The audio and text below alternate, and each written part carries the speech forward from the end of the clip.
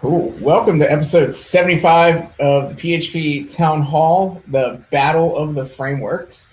And we are talking today with a great dude I found on Twitter because Twitter is awesome, by the name of Marcus Battle. Not Battle A, not Battle with two D's, but Battle with two T's, L, and an E, like you would expect it to be. Marcus, how's it going? It's going pretty good, Matt. Thanks for having me.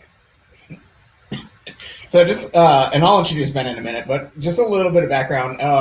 So a couple weeks ago, I sent out a tweet because, let's just be honest, my Twitter feed is pretty white and pretty male, and I wanted to find cool new people that were talking PHP stuff that were not white and male. Marcus was recommended to me by a few different people, and I immediately gave him a follow. And he reached out with his email and said, hey, if you ever want to talk about things. And I was like, absolutely. In fact, we have this terrible podcast that we do that is a dumpster fire. And most of the time we're drunk, but it's great. And I'd love to bring you on, just kind of have a chat. So Marcus, I don't know why, but he said yes. And here we are. So before we get into it, I want to thank you for giving me your time on a Monday night to just hang out and talk with us. I have no idea what's going to happen, but I think it's going to be great. Sweet. Perfect answer. Ben, how's it going? Things are good. I'm letting you down, and I'm just drinking a straight Coke tonight. Is it? Are you sure it's straight? Do you really want to assume that? Yeah, I'm sure. Things are good though. I had a decent weekend. Did some golfing on Saturday, and getting back into that work life this week.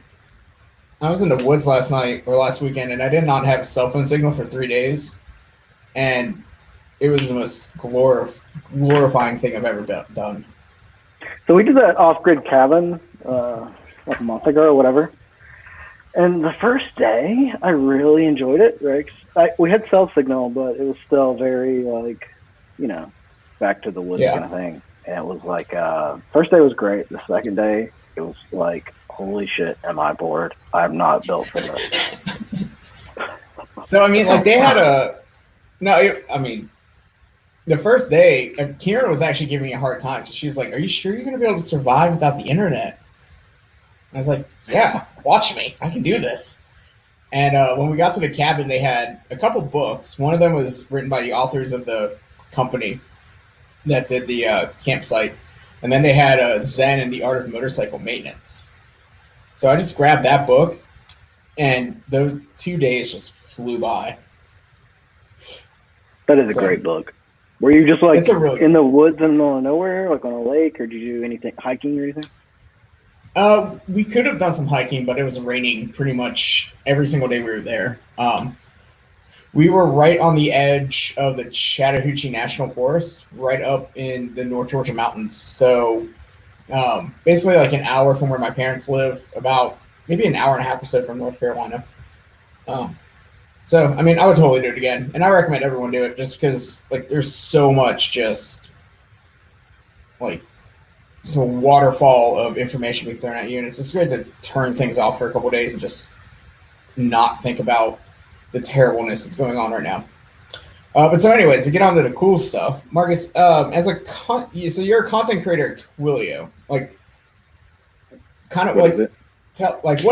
What is your day job? What do you do? What do I do? All right. So probably the best way to look at my job is I'm an editor. So we create technical tutorials, pretty much from any framework, or it can be vanilla PHP as well, from contributors all over the world. So it's a pretty awesome job because it's part education, part developer advocate, for Twilio, but really, it really is a lot of community building and just, helping people write. So all day, doing code reviews and literally technical reviews, grammar reviews of people's tutorials. So sometimes that's good. Sometimes it's, Do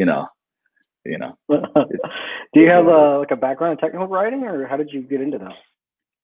So I did not. I probably, like a lot of coders, you start a blog, you write one post, you may revisit it annually, and that was kind of the extent of mine. But I've been doing agency work for I mean, about as far as I can remember, that was most of my coding background was doing agency work. Shout out to Web Dev Studios. Actually, Lisa is who one of the people who recommended me for the chat up with you guys. Lisa, I'm over at Web Dev. Good people. So I was with them for quite a few years and just kind of, wanted to do something different. It just, move from project to project, milestone to milestone, sprint to sprint, just can, I just wanted something different. And so the opportunity, funny true story, is I found out about Twilio the year they launched. Happened to be the year that my wife and I were engaged, getting ready to get married. And we were just fresh out of college and we didn't have everybody's address. So, so I built this SMS RSVP system to basically send all of our friends, basically like, if you're coming, just text, because we had everybody's number, but people were all over the world and we didn't know where everyone was, but we had the number. So that's how I was introduced to Twilio. And fast forward to now, about 2 years in over there, some great people. Just doing it up. So, I mean, when you originally applied for the job, was it for specifically content creation or was it for something else? And then you kind of morphed into this role? Because I'm kind of curious about like, what is the interview process for like what it is you do on a daily basis? Sure. So first part of your question is, this was always a role. I'm on paper a PHP developer of technical content. So, but my day to day is really more editorial. So it's pretty fun because really get paid to play, get paid to just like create. If Twilio makes a new product, we get early access to different things that happen in telecom, video, voice, chat, SIP, SMS, WhatsApp. And then, you just get to play around with that and help write tutorials to, as we say, help people build the future of communications. So it was always that job. But I actually lucked up and it was a brand new team that was forming at Twilio. We actually looked at Matt Mackay, who's actually my reporting manager. So he's actually like the Python guy. So we always joke with him. It's like, because full stack Python is Matt Mackay. So for any Python heads, you know who I'm talking about. And so he had all this major success and he was like, it makes no sense that we're not, really focusing on our tutorials here at Twilio. So he spun up this new team and I happened to be the first hire for it. And yes, it's been good. So like interviewing for it and like kind of like finding the fit, it's been new. Everything's been new about it. So like at Twilio, it's had technically never been done before, but yeah. So the interview process is part. It was a lot more relaxed than most engineering jobs I've applied for. I still have nightmares about. I don't want to mention the name. Let's just say there's a very, very big financial institution that had me sweating bullets. Like I literally had like a verbal exam. I didn't get the job, and it's okay, but because no hard feelings. No hard feelings, but if you want to name and shame, it's cool. Like we don't care. I'll just say it's yellow, it's red. There's a little guy on a carriage and a horse and buggy, been around a long time, and yeah. Oh, them. I have a lot of problems with them. Yeah. Yeah. A lot of people have problems with them just from checking accounts, but yeah. So, but yeah. So when you say like, you're part dev advocate, in the PHP community, we think of friend of the pod and overall great person Margaret Staples, who is yes, Twilio. So when I think of Twilio, instantly I think of Margaret because I see Margaret at every conference that I ever go to. Is that kind of in your wheelhouse as well? Is it go to conferences, or like are you still kind of more behind the scenes on things? So I am strictly online. Margaret gets to go meet people face to face, of course, pre-COVID, and she's actually on my adjacent team. So we're actually pretty much in the same groups. So we have the developer evangelists who are the traditional superheroes. They put their capes on, go to every conference around the world. We got people in London, as far as Australia, who pretty much hit up every conference for every programming language we have. So the best use of our time, though, is literally to be the kind of creepy people who slide into your inbox on Twitter and say, "Hey, I was checking you out, on Twitter, and you wrote some pretty good stuff on Medium, or you wrote some pretty good stuff on your blog. Are you interested in sharing that knowledge with the world?"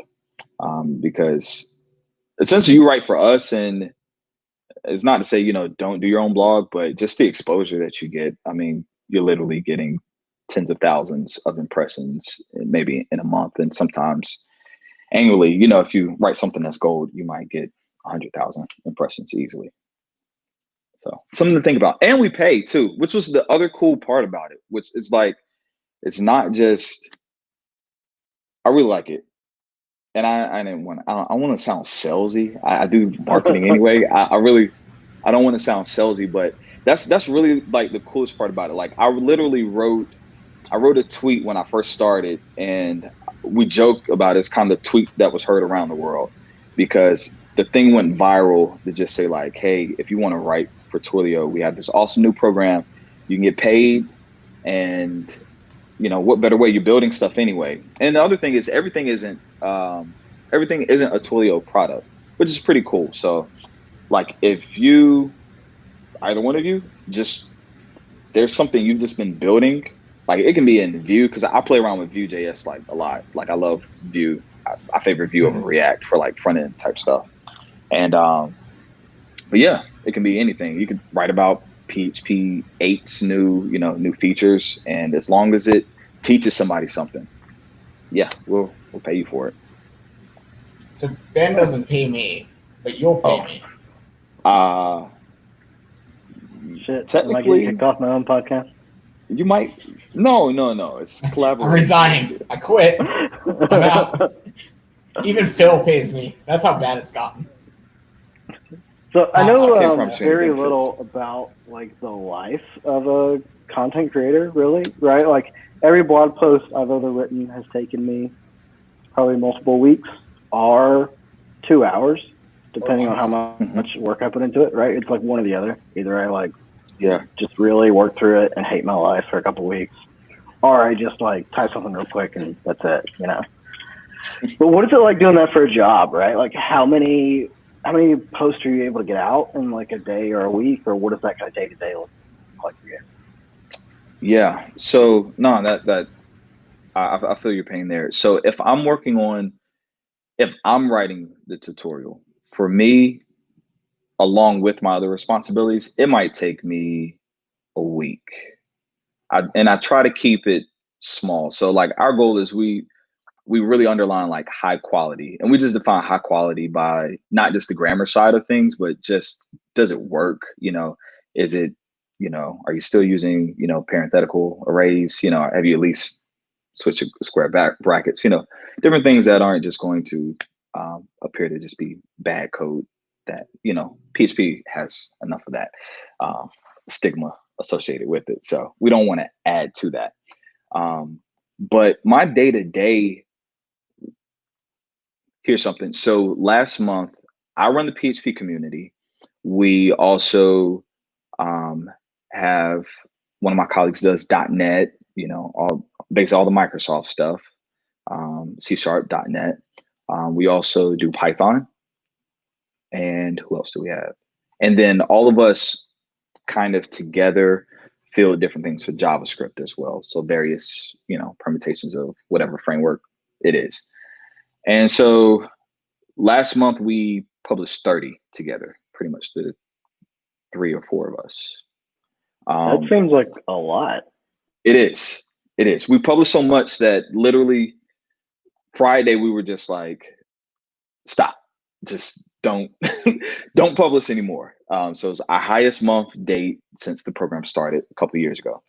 And so the way that we do that, we found that, and that's really kind of the heart of like what I do. And probably the funnest part is like really building community. It's like meeting people just around the whole entire world. And it helps take a lot of that pressure off of you having to write everything and stay on top of everything because, regardless of the programming language, there's just too much to keep up with. Like, it's just too much. And, it's a community effort. And so that's part of the reason, why we pay, just to respect people's time.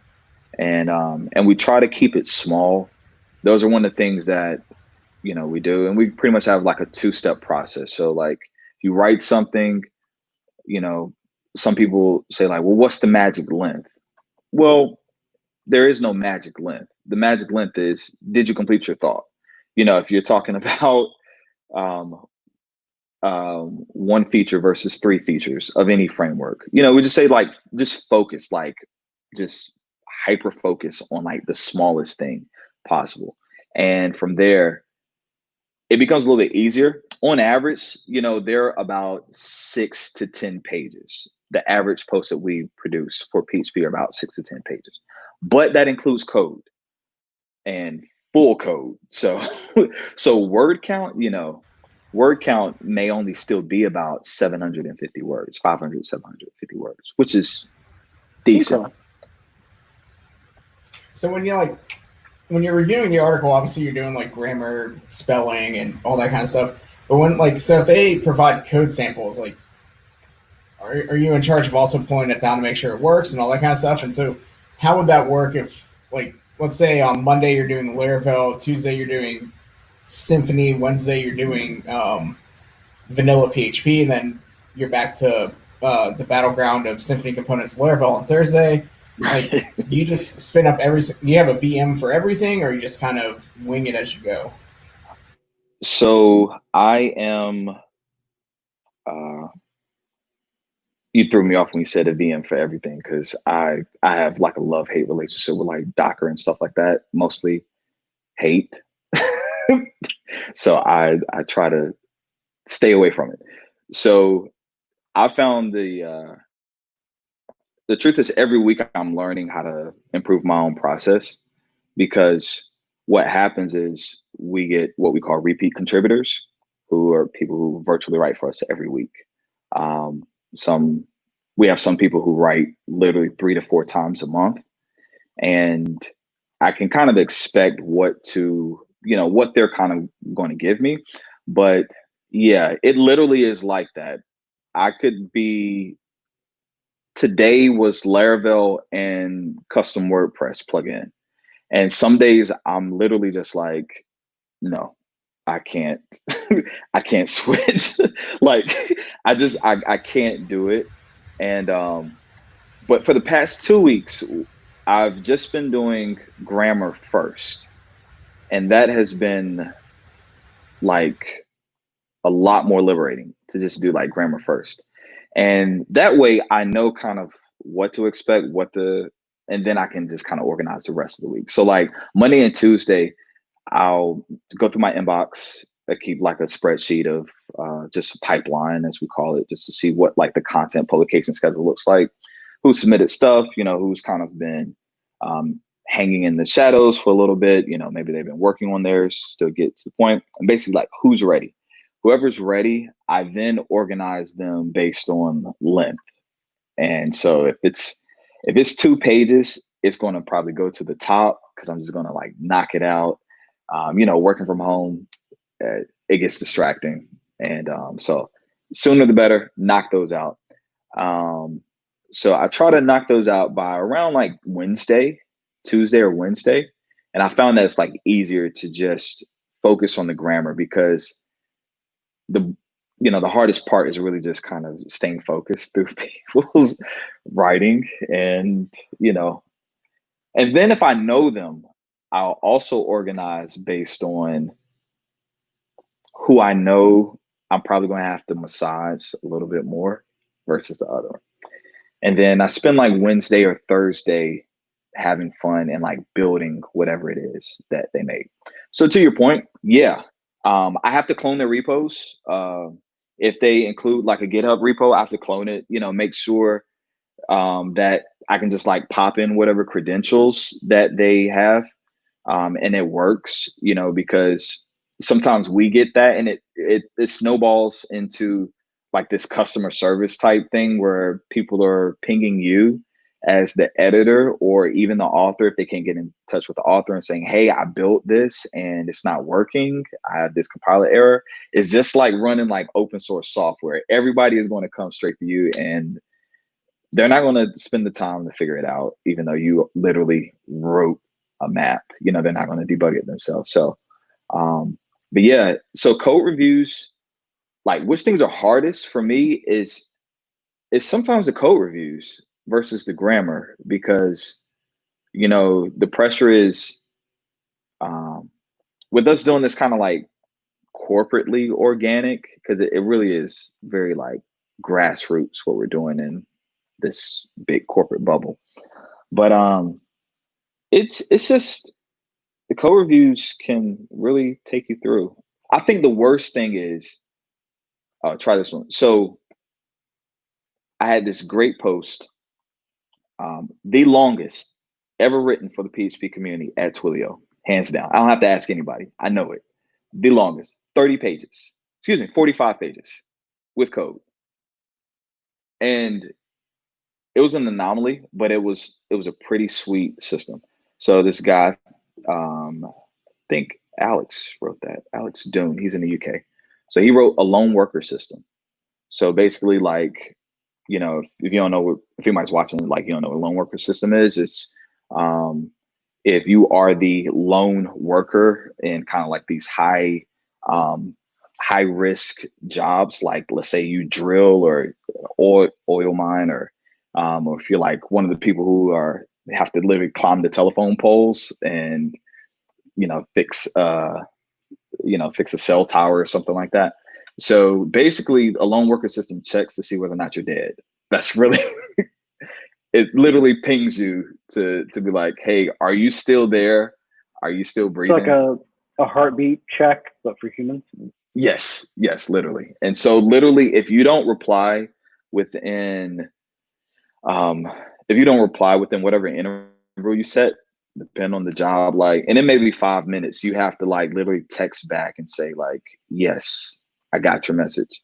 Then it gets aggressive and it starts pinging you anymore and it starts calling you. And then from there, we just kind of assume the worst and send out the search and rescue team for you. So that's really interesting. It is. And it's a great tutorial. It's long if you have, a weekend to do it, but it uses Symphony 4, shout out Symphony. Their new, I can't remember, one of the new components for Symphony Messenger, I think. Yep, Symphony Messenger component to kind of keep task on things, and sweet system. So, but like that, yeah, it took a week, easy. Like it's just, it took a week. It was long, but it was good. So like when you grabbed that article, did you set the interval to like something incredibly small just to see if it works? Like, yeah. I set it to 1 minute. Like, to 1 minute. I literally. That's, yeah. I mean, sometimes I wonder if I'm still alive after a minute. So, it makes a lot of sense there. Can we set one of these up for Phil so we can find out when he finally died? I mean, he keeps almost dying and then not dying. I don't know. I need to update the spreadsheet though. It probably would be helpful for like one of those long days when you're like trying to code and it's about 3 o'clock in the afternoon and it's not the end of the day yet, and you just need like a random message to come and ping you and or call just to like wake you up. That's what my stomach is. That's a great idea.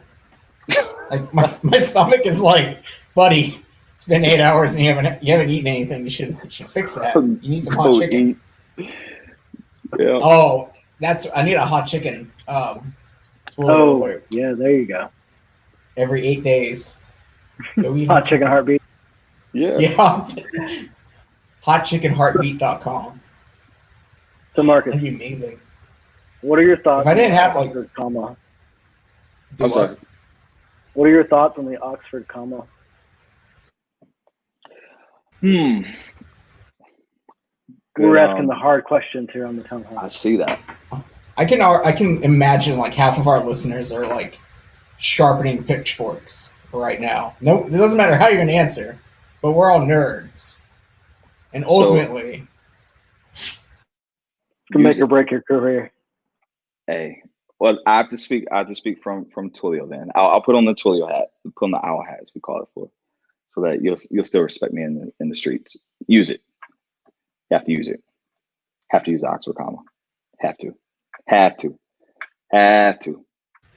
You know what else is pretty funny though? Probably the biggest grammar issue are brand names. It's brand names. It's spelling How those so? correctly. Oh, just Punctuation. spelling? Yeah. like Well, because frameworks or like you can't misspell WordPress. You know that. You can't. You have to I do spell it all the WordPress. time, and I Can't get do that. corrected, and I just don't care. No, you can't. I'm do sure, that. like half the people I follow, when I say something about WordPress, I forget about the capital P, and then like that bot that lives on Twilio, or not on Twilio, but Twitter is like, "Hey, capitalize this." I'm like, "No, Yeah. no."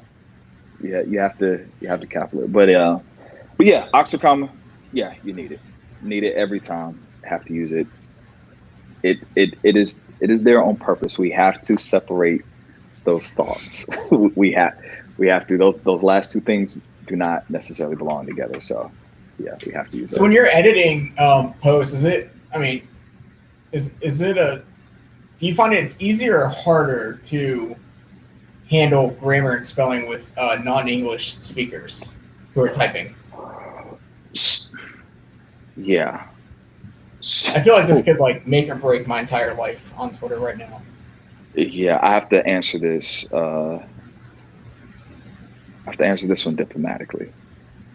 That's why I'm drinking water, because I have to stay safe. They look like the tiniest water bottle. It is. I didn't even realize we accidentally bought, like, it's not even the short one. It's not the regular 20-ounce one. It's 12 fluid. I have never even seen the size. Like, it's like it my wasn't. size. It's like it's not sure if it wants to be a kid or adult yet. It's really adolescent. I mean, as someone who's 5'2", that's pretty much how I feel about life. It's kind of Yeah, in the middle. yeah. Got you. No pun. No pun intended. No, it's cool. Like sometimes I can act like a kid because I'm the size of a kid, and sometimes I have to be an adult and reach for things really high in the shelves, and it's a struggle. It is a struggle. And then I get called a hobbit at a conference, and shit just goes downhill from there. Nah. Oh man. No, it happened. Sorry, man. I totally forgot what we were on. We- Punctuation. Yeah. So next talking about question. like non-English speakers. Oh, not Now, not what is not probably English what's like the worst? Oh, other than Ben. typos for Marcus both? wants to dally into this water. Oh, does he? I was trying to get him an out. people. No, I'll stay in. I'm just gonna put my toe in the water. It's a little cold, but so I try to. We try to be very relaxed. That's the thing. So we try to relax on colloquialisms or different things that might be acceptable in one part of the world and not on the stateside. So we write with this sounds bad. I don't even know I can say that. So we write this with the English first, American English first. That's probably the best way to say it diplomatically. So we write American English first. Sometimes I will let different spellings go. So like all of my UK community, enter, You get that somewhat- U in color and color, internationalization with an S versus the Z, so I mean just that's S wrong, versus but the Z. that's fine. Yeah, sometimes I just let it pass, because I want, our team is called Developer Voices. So we really want your voice to ring through. I never want anybody to publish anything and feel like you literally just like jacked my whole tutorial and wrote it with your own voice. So that's the answer. But the spellings, yeah, we try to let that kind of go sometimes. But So, I mean, sometimes it's hard though. Sometimes it's really hard. There's good news. So I can say this. There's only been one article that I could not publish because the English just wasn't there. It just we literally, like, the language barrier was so strong. We couldn't get to the end. And it wasn't, and that's not the first time that's happened, but so what we'll do if that happens, we also will step in and sometimes help people finish and like kind of fill in the gaps, for certain, transition sentences, like, because sometimes, some cultures might be, real straight to the point, and it's just like, hey, open up terminal. And it's like, yeah, but open up terminal so that we can run this command, like, let's add some more to that. But yeah, there's only been one time where we literally just couldn't finish it.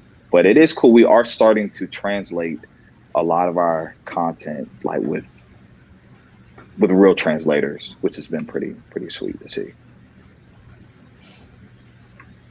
Do you get anyone that's very aggressive or upset with your edits? It's happened. It's happened.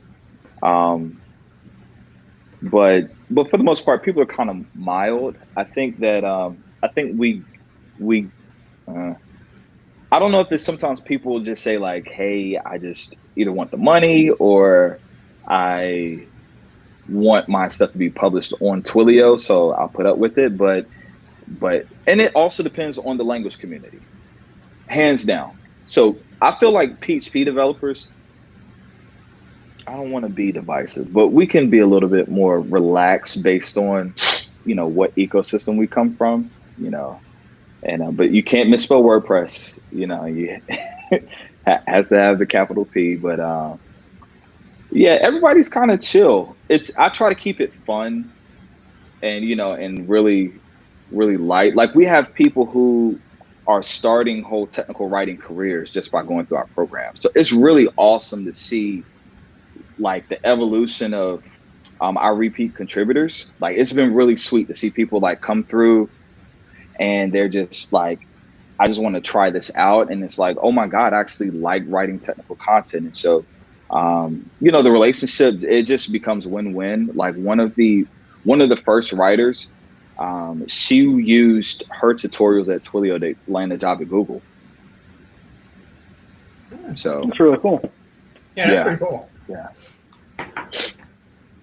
So, I mean, we talked a lot about like editing other people's work. In your entire career, back to like when you were at Web Dev Studios or now as a side project, like, what is a project that like you just love to talk about that you've had a hand in building, whether it's like a side project or something for work or, a hackathon type thing, like just something that like you want to just share and you won't shut up about it? All right, so I'll give you two. One is actually from my days at Web Dev Studios. Like, I use this one a lot. So I'll give you one job and then one personal. And so like that one is I built a migration framework for Web Dev Studios while I was there. And we literally had to migrate 1 million blogs from Microsoft to WordPress. Not 1 million pages, 1 million blogs. Like, some of them were like 3 pages, some were like 60. And, shout out to Brad and Brian and Lisa. I forgive you guys for that project. It was welcome to PHP Town Hall, where we atone for sins and give forgiveness. Yeah, I give it out. It's Monday. We start the week off right. But it was good. But yeah, like, so to see it come together was just like, it's like magical. Like, to like literally go in the terminal and like boom, hit run. And so it was like a terminal script that you did. Oh, command line. Yeah, hands down, command line. And we, but that's what got me interested in data.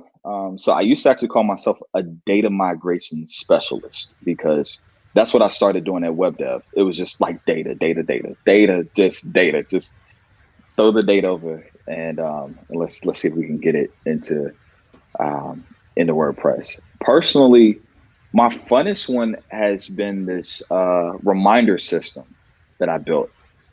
He is called Riot. Riot stands for Remind You Anytime. Riot. So like Ryan, but just with a T. So remind you of anything or remind you at any time is basically what his name is. So I forget stuff, and I built this cool text app, and a few of my friends use it as well. So we talked to Riot. Riot reminds you of anything, and it lives up in the cloud. I send him a text, better than Siri, because I don't want to talk to Siri. And but yeah, you just send a text message and it will remind you. So birthdays, anniversaries, take out the trash, don't forget to call this person back. It's cool. So sometimes I just like jump on my phone and that's what, like, somebody asked me, was like, well, why wouldn't you just use Siri? I was like, well, not yet, but I can text Riot.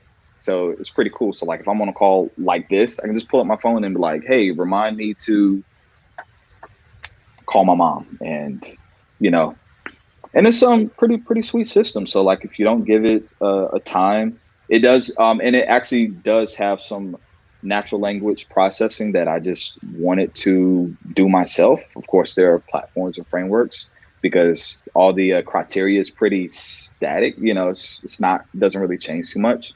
You follow the pattern, parse it, and so it'll send it right back over to you. And so you can just say like, remind me to eat. And if you don't tell it when, you'll get it in about 15 seconds to say, hey, here's a reminder to eat. And you're like, oh yeah, I forgot to eat. All built in PHP. Huh. That's cool, because I use like Slackbot to remind feature constantly. Mm-hmm. And like, you're right, I could use Slack or Siri or whatever, but I'm already in Slack, so I just type it out there, right? And text would be pretty great for that too. Like I'm in the car, out and about. That'd be cool. Yeah. Have you thought about open sourcing that or making that available as a service? Yeah, I'm thinking about I was thinking about sassing it out. I just couldn't pricing is just always a trip up sometimes.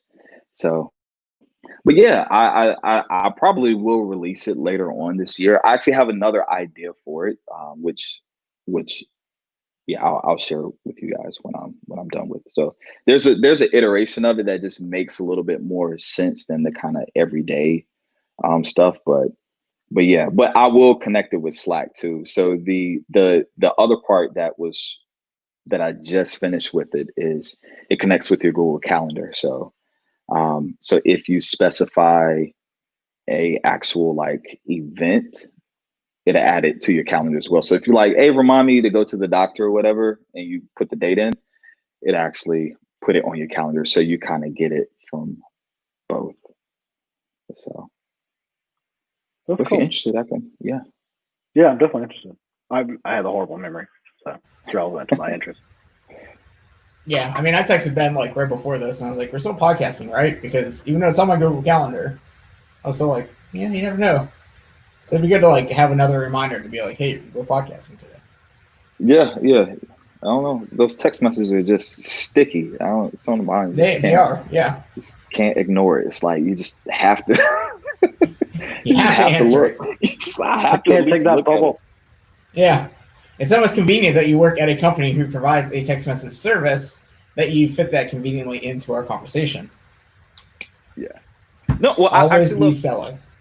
Always be selling and always be loving what you do, because life is long enough to just do that. And I just don't want to wake up. I love technology. I love coding, and I just don't want to wake up and do projects that I'm not passionate about. Just, I know we have to eat, but it's, I think that's why all of us have side projects. So Side projects do keep the fire burning, as well as the domain bills going up and up and up and up and up and up. So, okay, I mean, you talk a lot about Twilio, you talk a lot about loving your career, like, and this is like not Twilio Marcus, but personal Marcus. Like, do you think this is the last stop on your career before you peace on out from tech, or is there something in the tech world that like you really want to do that Twilio does not give you the ability to do? yeah, so for me, that's education, and I'm kind of doing that now. So I feel like this is a good step towards that. I like teaching. I do a lot of mentoring anyway. I've like done mentoring for years. I actually used to run an internship program. So I actually had my own web shop for like 4 years after college, and I did well enough to eat. However you define that. However you define like eating well versus actually just putting food in your mouth. So we grew to a pretty nice size, and had to close it down because my partners and I, we just everybody started getting married. It was just kind of like the Sandlot. It just got really sad. Like, the end of Sandlot, it just, we're still coding, and then it was like, oh man, that seat's empty now. And oh man, that seat's empty now. And so, yeah, we called it quits on it. But there I started an internship program. So me, like, long term is I actually would love to own a school. Would love to. And not your regular kind of school, but just one that really just kind of mixes code with some entrepreneurship, and really teaches people how to actually finish MVPs, because we all have pet projects that we don't finish. But yeah, education is key for me, because like my start in technology has been like amazing. Like my mom, my hat's off to her for kind of like getting me in it early. And I talked to a lot of friends who, especially even like now, like when people are like losing jobs, and I feel very fortunate for most of us, who are coders. Like, either we know how to pick up another project, even if you're just freelancing, or if you're working something that's already contracted. Like, our work isn't going anywhere, and there are like a lot of people who just they don't have that story. So I think it's a great time to get into tech.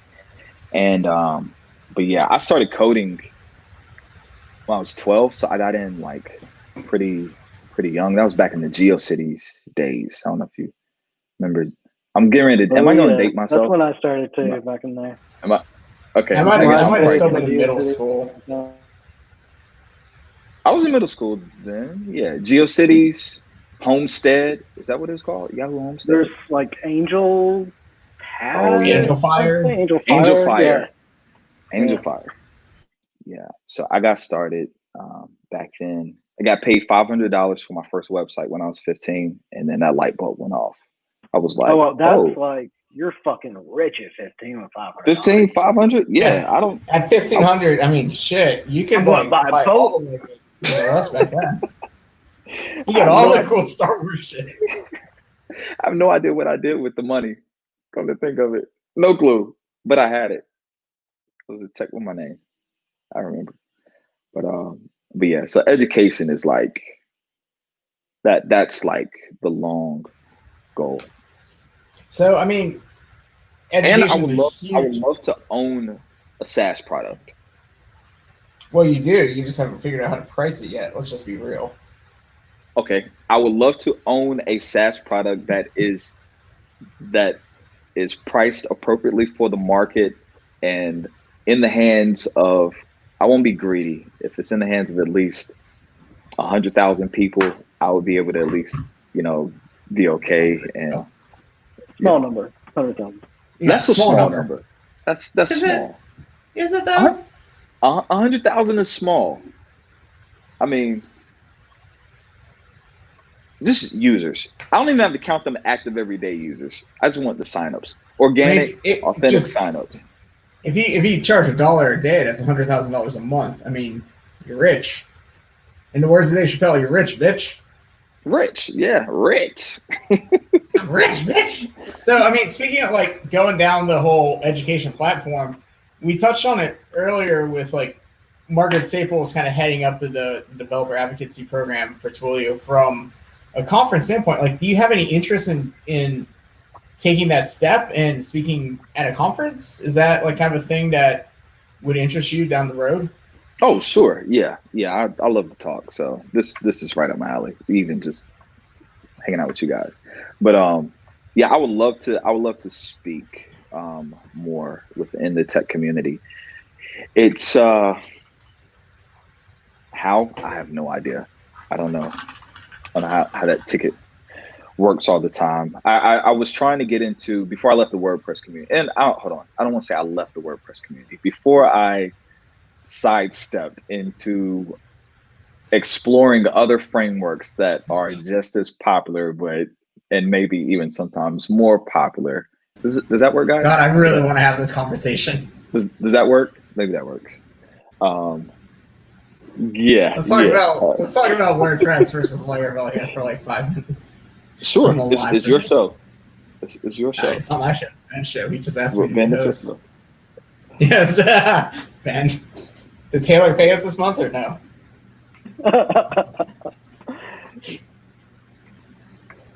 Who else?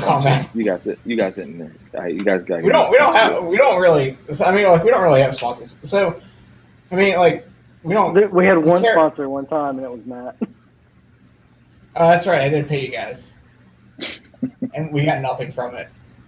I mean, you did get to be a co-host eventually. Yes. This is a long play. It's a dumbass idea for me. But I mean, speaking of like, because I remember that was for the conference I ran here in Nashville. And I mean, one of the things that did help us run that conference successfully was Twilio, because I was able to do an SMS system where someone violated a code of conduct. The person reporting it could easily text the number I set up, and it routed right back to my phone, which made life so much easier, because instead of having like an email system, which, I mean, me personally, I have all of my notifications turned off on my phone, except for text and phone call. I may not see an email for an hour longer, but a text message is going to pop right up, and I can be like, oh, okay, I got to go handle this. Great, awesome. So like Twilio made that happen, and I mean that comes back to like how great the content is on the API documentation and everything else, where I can just really quickly figure out what the TWYML is.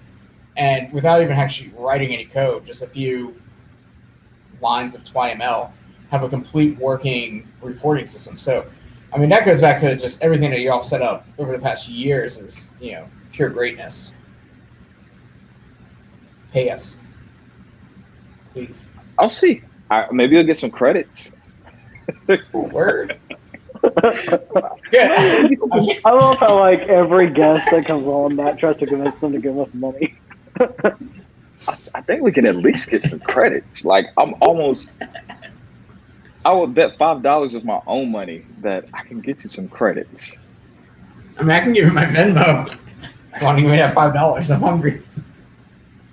So I mean, I think podcast for hot chicken. That is perfect. Welcome to PHP Town Hall, where you pay company. You pay to be a guest. Be a guest. Give me one of those sweet Twilio track jackets, please. I got mine. I was gonna wear it. You got yours? Yeah. I mean, like, you have to get tenure to get it or anything, because those things are like gold in the community. Yeah. No, you just have to build something.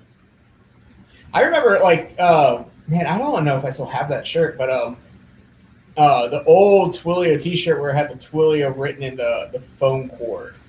Yeah. Across the chest. I remember, like, I worked on a team, and Elizabeth Smith, she had that shirt, and I was like, I want that T-shirt. Like, I will kill you for that T-shirt. Because I don't know why. Like, I hate branded T-shirts. I don't think you could fit into her T-shirt though. I'm no comment. But like I really wanted it. I remember I went to Lone Star PHP, the last Lone Star that they did, and Brent Swilley was there, and he had a stack of those T-shirts. And I was like, I just opened my bag and I was like, "Hey, buddy." Yeah, I mean, but like that's the same thing. Like the track jackets, the T-shirts, the stickers, like they're all like gold in our community, and it goes to show like just the level of greatness that Twilio has built themselves up to. Not only as like a platform for APIs, but for documentation, for content, dev advocacy, all that kind of stuff. I mean, y'all just keep hitting on every single cylinder no matter what, and it's great to see, really. Yeah, I think it's because I really think it's because I drink the juice. I drink the Twilio juice. You know, I've been places where, you know, people talk through the talk, but it really is, you know, we have this mantra like developers first. And, you know, part of that is actually hiring developers. Like, I think that's what made my role so sweet and what makes me a little bit different than, I'll never forget, you know, maybe a week and a half ago, you know, Matt, my colleague Matt, you know, he was like, you know, Marcus, you're not just a technical writer, you know, you're a developer who does technical writing in addition to, building cool stuff. And it's because we hire developers. So, you know, that's not the truth with everywhere. A lot of people just hire sales and they hire marketing and they just, you know, I don't know, they just Google a lot and find out whatever the trendy terms are and slap them on some collateral and see if it sticks. And most of the time it doesn't. And so like when you have like, so when you like throw me in this role and you want to write for Twilio, and I'm like, you know, I have people who are like, I'm moving, you know, my dog died, you know, like, please don't let me lose this opportunity. It's going to take me 2 months, you know, because people's just human. I get it. Like, I'm not going to, everybody's not just, it's not like a marketing, you know, metric game, you know, like where you get penalized for not being able to help us hit our numbers. Everything really is like developers first. So I think that's what you feel and like what everybody feels. It's like, oh my God, I think these guys actually care. It's like, yeah, like we might, because we are the same. We just, yeah, just work for different companies. That does ring true. I went to one of the Twilio cons like several years ago, and I was expecting, you know, you go to these vendor conferences and they're, you know, they're not great. But TwilioCon was really like, it was like any other technical conference. It just happened to center around Twilio, and it was one of the better technical conferences I've been to. Like, it was just really fun. Yeah.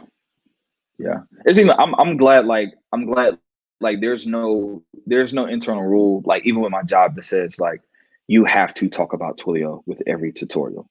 I like that. I know that other companies wouldn't do that. And, you know, I just have to talk about PHP.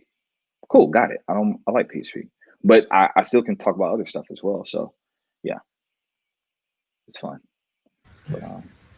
Nice. I mean, so I think we've taken up quite a bit of your time for a Monday night. Now it's like, how do you convince Java developers that PHP is not a bad language? You don't. That's how you do it.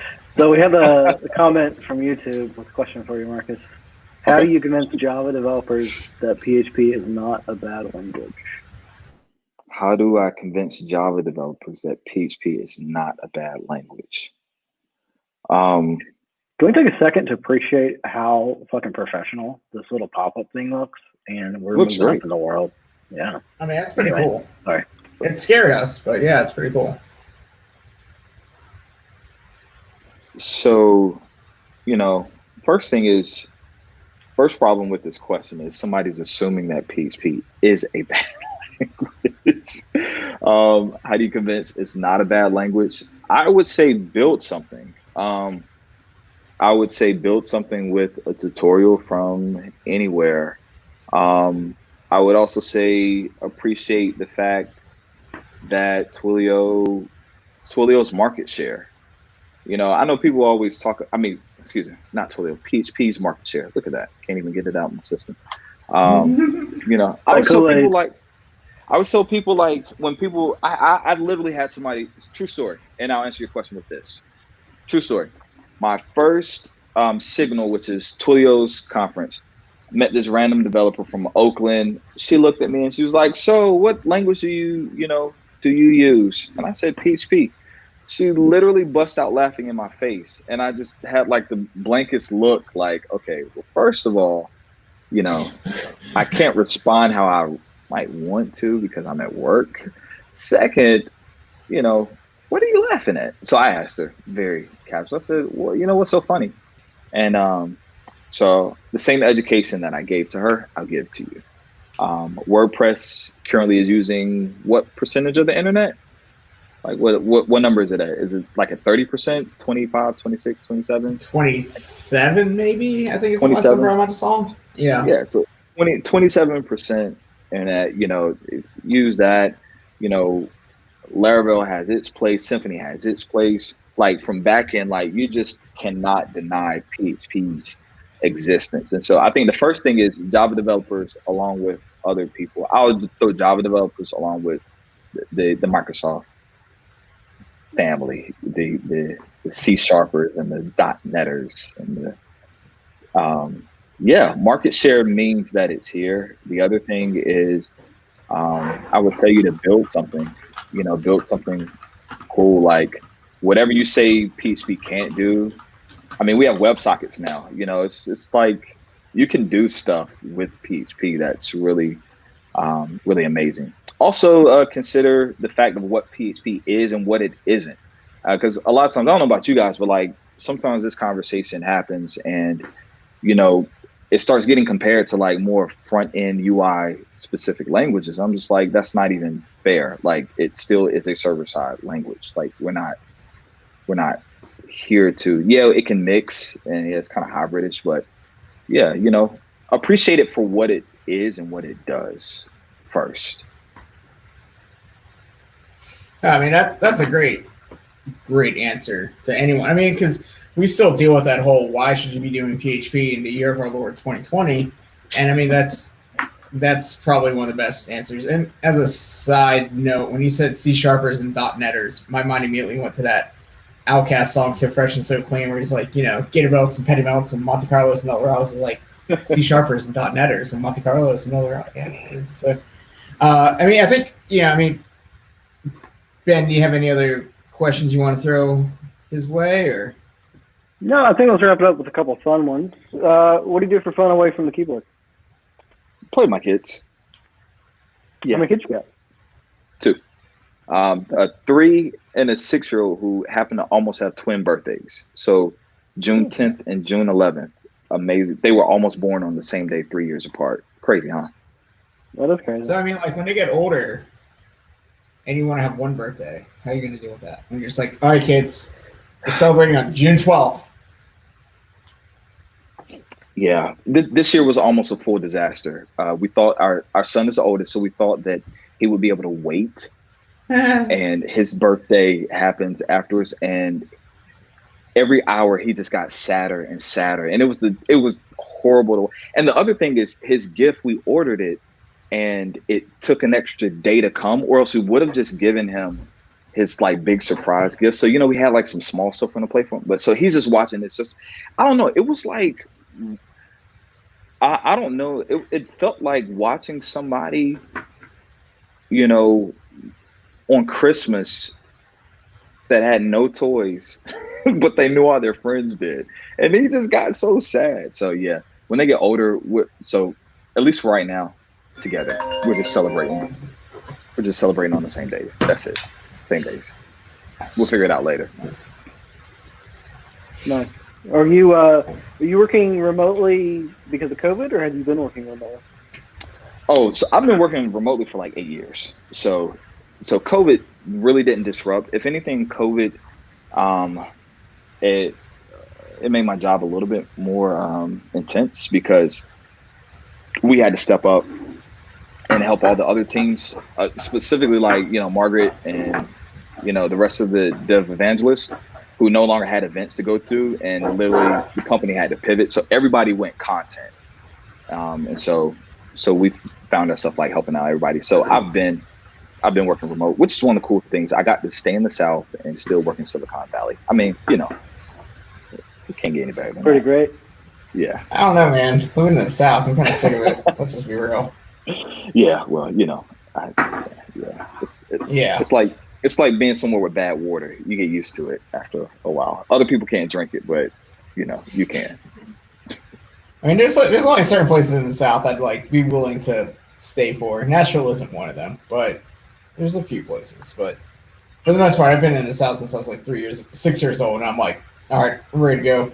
It's time to get the hell out of here. Yeah. I like to visit the North, but it's great to visit. I don't know, man. Like, snow is so much more desirable than the 91 degrees and 100% humidity we had today. I'll give you that. I won't Yeah. argue. I won't argue. I Yeah. used to think that until like 2 Northeast winters, and I don't think that anymore. I mean, I don't like taking multiple showers a day. You take a shower, you get dressed, you walk outside, and you're just like drenched in sweat. And I'm like, I'm standing. I'm not even like running. I'm not even being active. And it's like time for shower number 2 of the day. And then you take shower number 2, you go outside, and you're like, well, shit, it's time for shower number 3. Like, let's do this. It's ridiculous. Yeah. Fucking blows. Much as I love so- hearing about Matt Do sweating. what? Yeah. Welcome to PhD Town Hall. It's gonna be great. So I mean, like, outside of code, like, what kind of stuff do you follow? Like, are you a sports guy? Are you like a reader?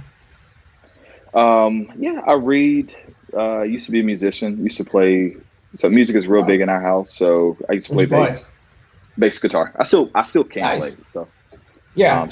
it's literally I'm looking at it in the corner over there. Well, one of my. What kind of bass style? Like just anything? Or? Yeah, I like. So I'm eclectic for the most part. I even I can even stomach rock like for like 5 minutes. 2 minutes. 2 minutes. Give me 2. That's a Clash song. So yeah, it's good. But yeah, I love jazz. I love anything that's kind of it just I like the sophistication of the compositions for jazz and stuff like that. So but yeah, so I used to play drums, keys a little bit, so do music, read. When I have time to read, with kids, that's That's the truth, yeah. Yeah. So, but I'm probably like a lot of people. I code a lot. My spare time is still filled with coding as well, but I do love. I love to laugh. So love to laugh, love to listen to music, and love to play it, and make some music. So my wife has stuff right here. She sings as well. My son is 6 and he plays drums, keys, everything. So literally music is always going in the house. So yeah. Nice. Awesome. Where can people find you online if they want to talk Twilio or blogging, technical writing, music? Yeah. So if you Versatily Aim channel, The Marcus Battle. Remember, battle is spelled exactly like it sounds. So you can find me on Twitter. You can find me on IG. IG, I keep it kind of family and sometimes spiritual. My faith is real important to me.